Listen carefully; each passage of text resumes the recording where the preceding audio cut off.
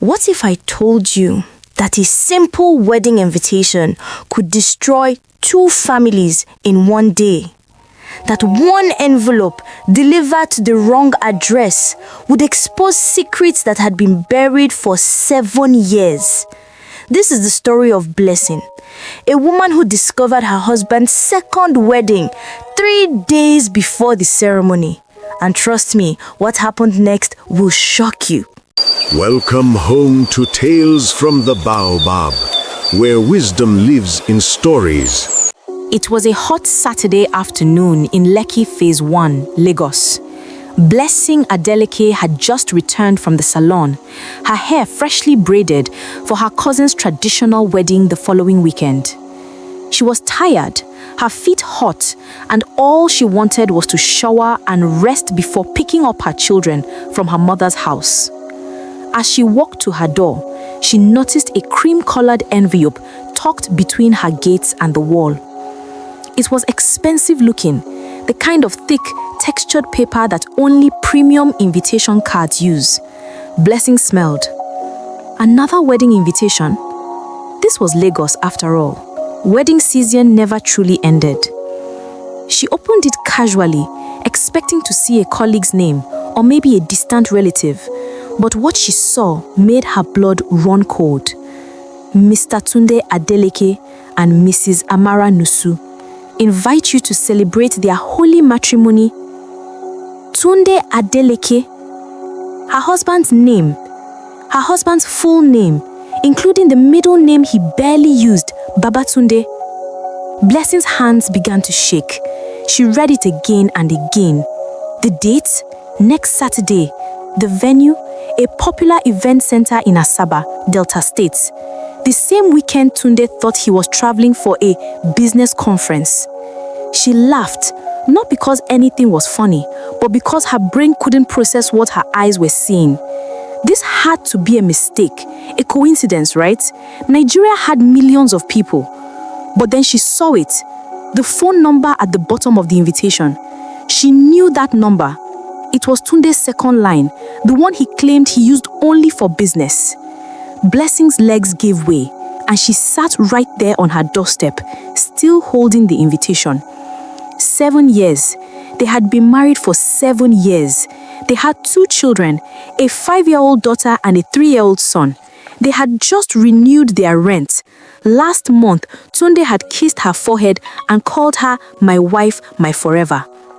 How does forever end with someone else's wedding invitation? Blessing didn't cry that first day. Shock has a way of freezing your tears before they can fall. Instead, she became a detective. She went through everything. Tunde's phone records from their shared family account, his WhatsApp backup on the laptop they shared, his email. What she found broke her completely. Tunde had been with this Amara woman for 3 years, 3 whole years. There were messages, hundreds of them, sweet words, the same words he used with Blessing. My queen, my heartbeat, the mother of my children. Wait, mother of his children? Blessing scrolled faster, her heart pounding so hard she could hear it in her ears. And then she found the photos. Tunde with a woman, heavily pregnant, standing in front of a house Blessing had never seen. The date on the photo, 8 months ago. He had a child with this woman, maybe even 2, based on the messages talking about the kids. Every business trip to Asaba suddenly made sense. Every I'll be working late excuse. Every time he claimed his phone died when she called at night. He wasn't building their future. He was building another life. But here's the part that made Blessing's stomach turn. Amara didn't know about her either.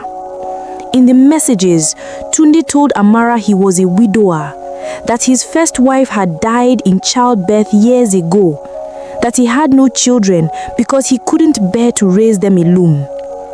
This man had erased Blessing and their children from existence, They were ghosts in his other life, just as Amara was a ghost in theirs.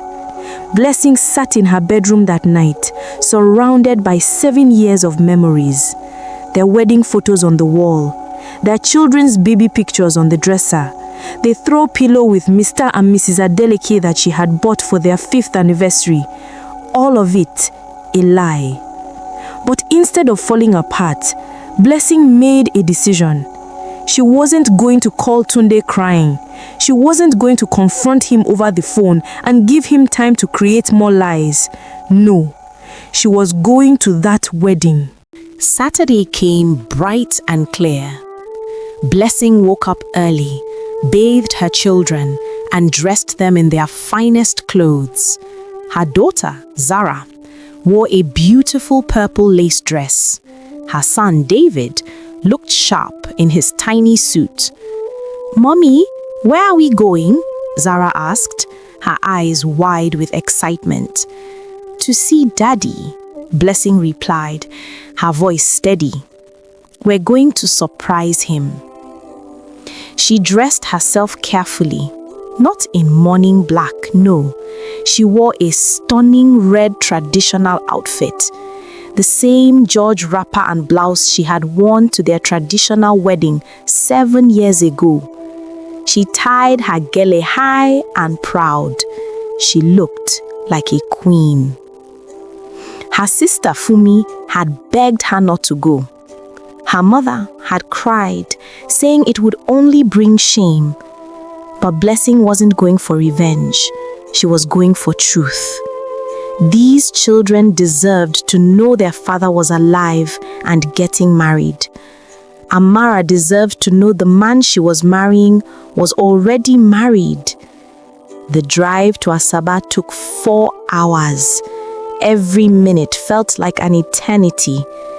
Blessing's hands gripped the steering wheel so tight, her knuckles turned white. In the back seat, her children sang along to their favorite songs, innocent and happy.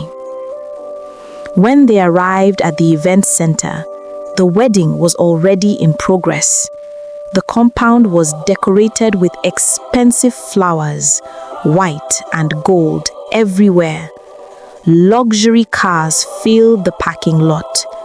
This wasn't a small wedding. Tunde had spared no expense for his first wife. Blessing parked, took a deep breath, and held her children's hands. They walked into that venue like they owned it. The ceremony was at the vow section.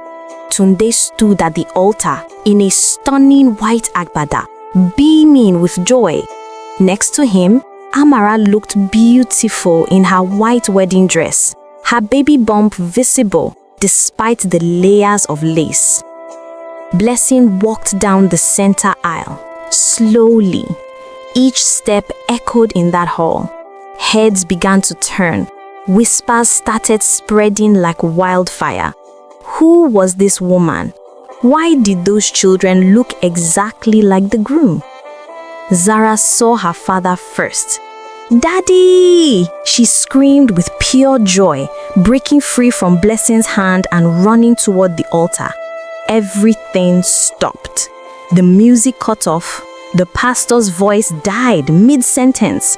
Tunde's face went from joy to confusion to absolute horror in 3 seconds. Amara looked at the little girl hugging Tunde's leg, then at Blessing, walking closer, then at Tunde. "Tunde," Amara's voice trembled. "Who is this?" Before Tunde could speak, before he could create another lie, Blessing reached the altar. She didn't shout. She didn't insult anyone.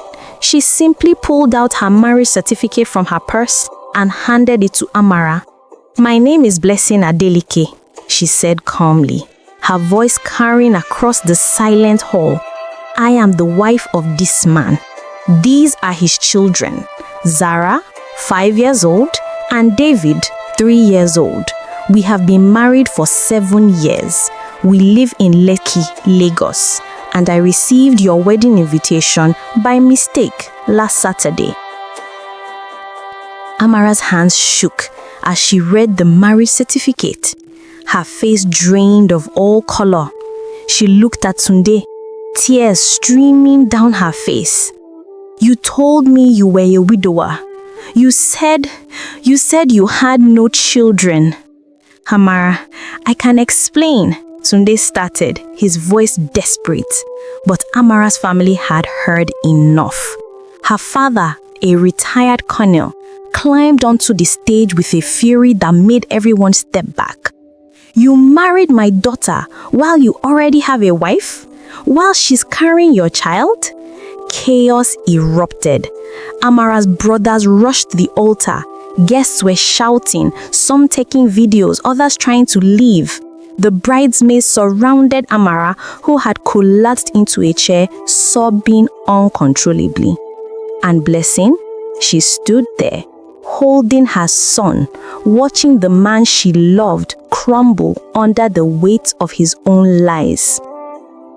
The wedding ended before it ever truly began.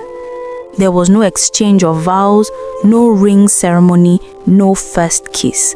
Just devastation, anger and heartbreak scattered across that beautiful venue like shattered glass. Amara's family demanded Tunde return every cow toe, every bride price, every single naira spent on the wedding. They threatened police action for fraud and bigamy. Tunde stood there, unable to defend himself, unable to explain how he thought he could live two lives forever. But something unexpected happened. As Blessing was leaving, Amara called out to her, "Please wait." Blessing turned. The two women stood facing each other, both wives of the same man, both mothers of his children, both betrayed in different ways. "I didn't know," she whispered, her hand protectively over her belly. "I swear to God, I didn't know about you. He told me, he said he was alone." Blessing looked at this woman, 7 months pregnant, wedding dress stained with tears, and felt something she didn't expect: pity. Not for herself, but for Amara. At least Blessing had 7 years of memories before the truth crashed in. Amara didn't even get 1 day. "I know you didn't," Blessing replied softly. "We were both deceived, but now we both know the truth." The two women didn't embrace. They weren't friends. But in that moment, they were something else. Survivors of the same storm. Over the following weeks, the story spread across social media like wildfire. Lagos man exposed at second wedding. The videos from the event went viral. People had opinions, as Nigerians always do. Some blamed Blessing for humiliating Tunde publicly. Others praised her courage. Some even blamed both women for not knowing how to keep their man. But here is what really happened. Blessing filed for divorce. She didn't fight for a man who was capable of such deep deception. She focused on her children, on healing, on rebuilding. Amara broke off the engagement. Despite her family's pressure to manage it since she was already pregnant, she refused.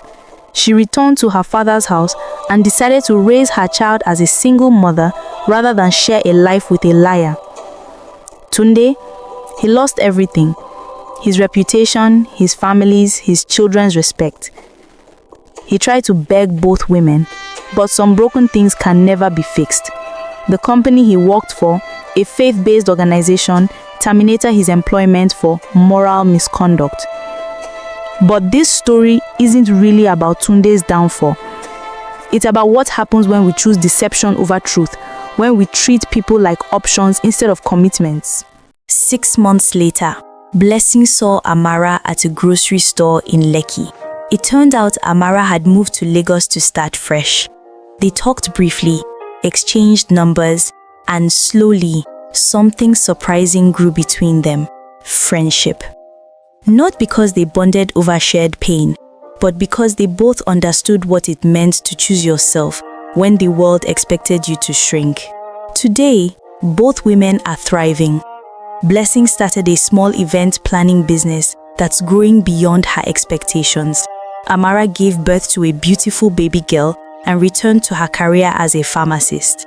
Their children don't interact, that boundary remains, but both women are healing, growing, and refusing to let one man's betrayal define the rest of their lives.